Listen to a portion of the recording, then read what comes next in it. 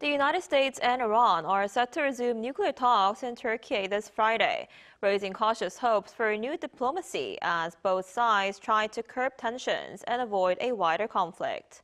This will be the first meeting between the two countries' officials since the collapse of the negotiations and the 12-day war last June. Our Seung-jae has more. The United States and Iran are set to resume nuclear talks on Friday in Istanbul.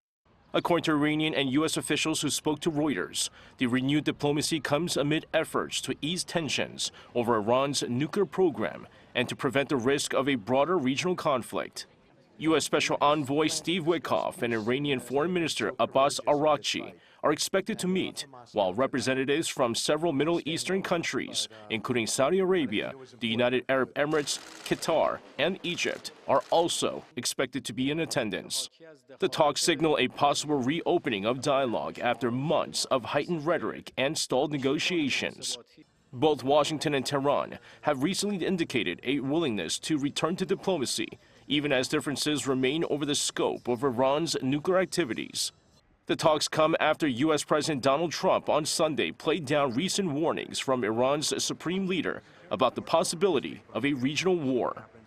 Why wouldn't he say that? Of course you're going to say that, but we have the biggest, most powerful ships in the world over there, very close, a couple of days, and hopefully we'll make a deal. If we don't make a deal, then we'll find out whether or not he was right.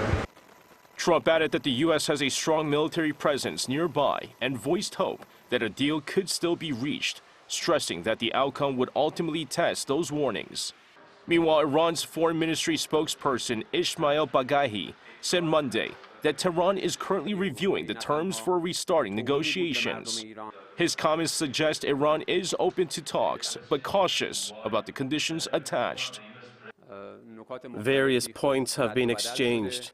At this stage, we are reviewing and deciding on the details of any diplomatic process, which we hope will reach a conclusion in the coming days.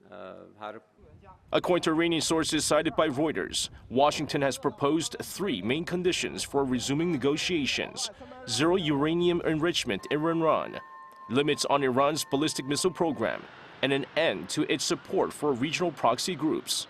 Iran has long rejected these demands, calling them violations of its sovereignty.